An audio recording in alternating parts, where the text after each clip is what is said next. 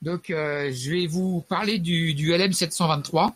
Donc, c'est un régulateur de tension là qu'on trouve dans pas mal d'alimentations qui sont dans les stations des radioamateurs, hein. Donc, toutes les alimentations là de CB ou même dans les autres, hein, le régulateur de tension se fait avec un LM723. Donc le LM723, donc c'est un circuit intégré à 14 pattes. Donc le courant de sortie maximal sur la pin numéro 10. Donc c'est 150 milliampères. On peut avoir une tension donc de sortie qui est entre 2 et 37 volts, et la tension max entre la patte 8 et 7 40 volts, ok. Et donc c'est 40 volts. Donc il y a une tension de référence. Elle est donc de 7,15. Ça, c'est la valeur moyenne, mais bon, elle peut varier entre 6,95 et 7,35.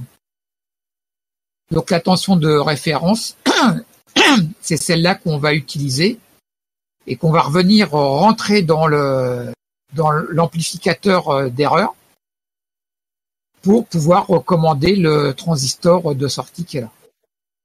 On voit aussi qu'on a ici un transistor qui va limiter le courant.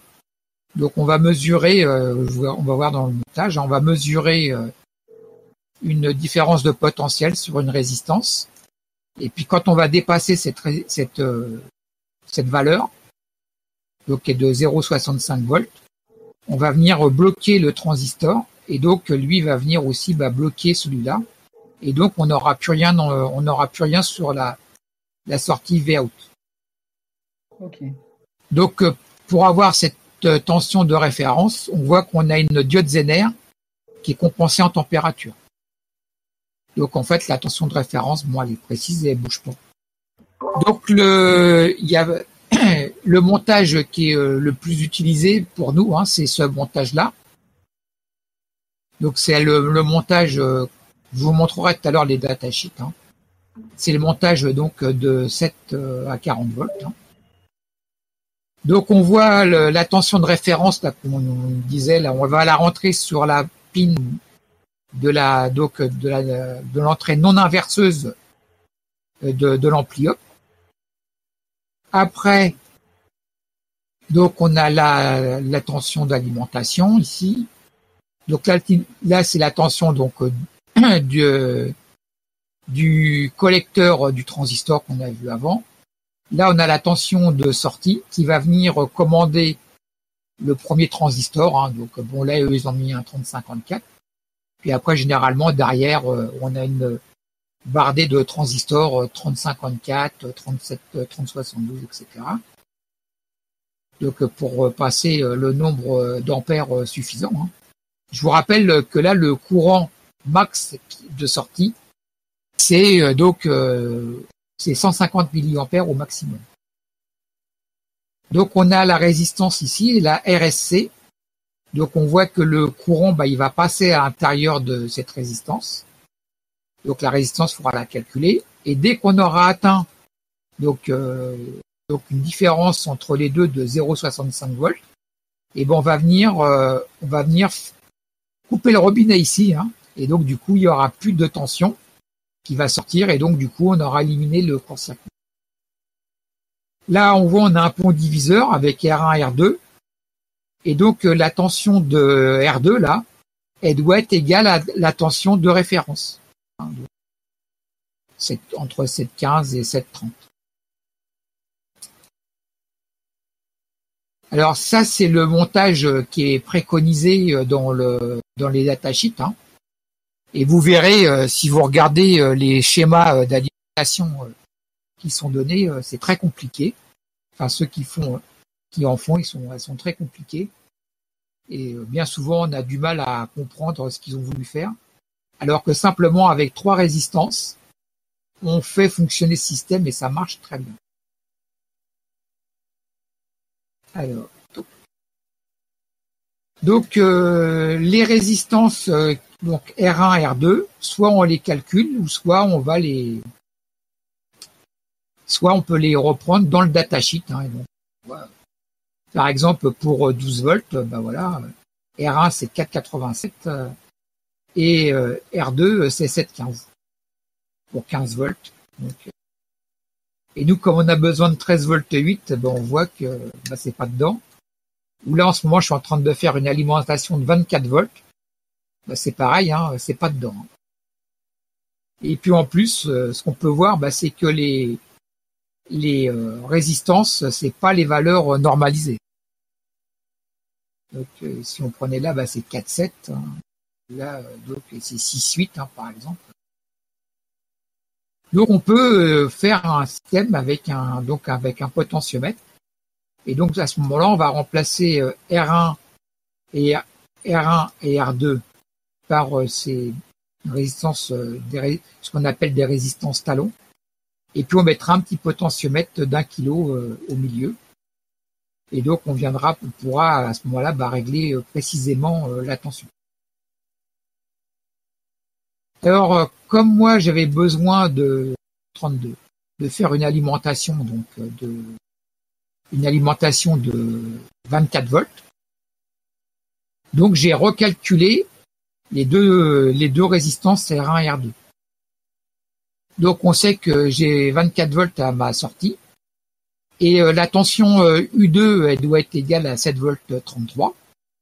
Donc puisque ce que j'ai fait c'est que j'ai fait mon montage, j'avais laissé ça libre, j'ai mis mon 723 dans son support, je l'ai alimenté et là j'ai mesuré la tension de VRF.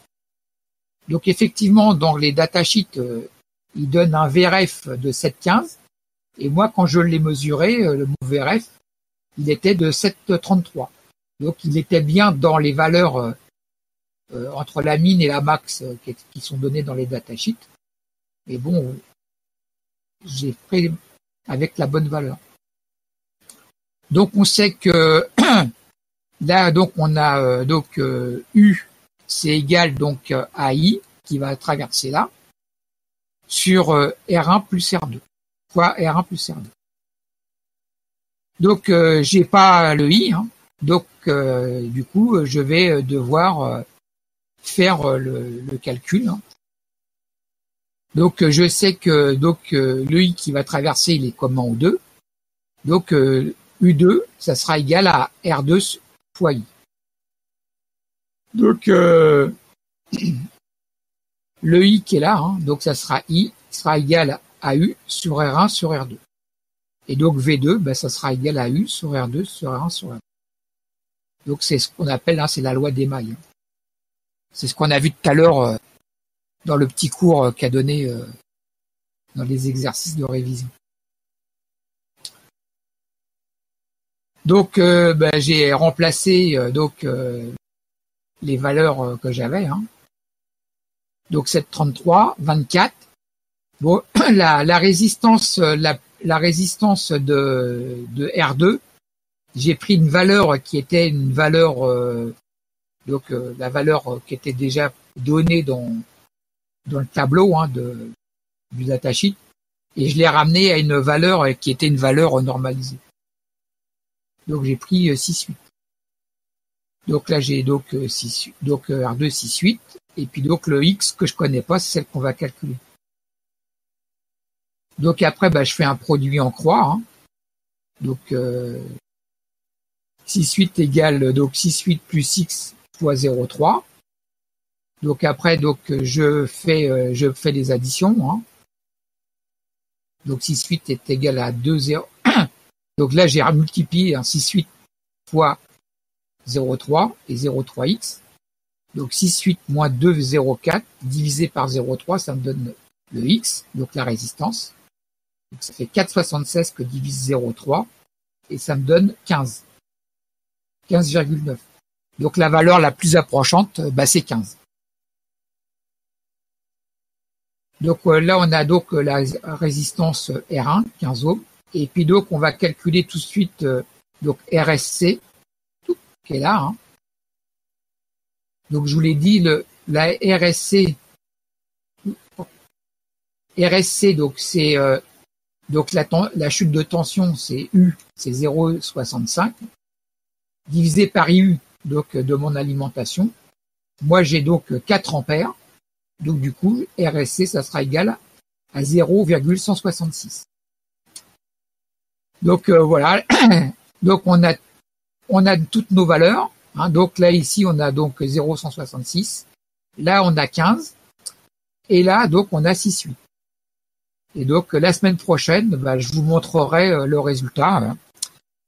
Donc je suis en train de terminer l'alimentation. Et puis pour la prochaine fois, je vous montrerai comment on calcule le reste de l'alimentation. Donc les condensateurs. Et puis je vous montrerai les résultats avec voltmètre et puis ampèremètre. Et ça sera pour la semaine prochaine. Voilà. J'espère que ça vous a intéressé.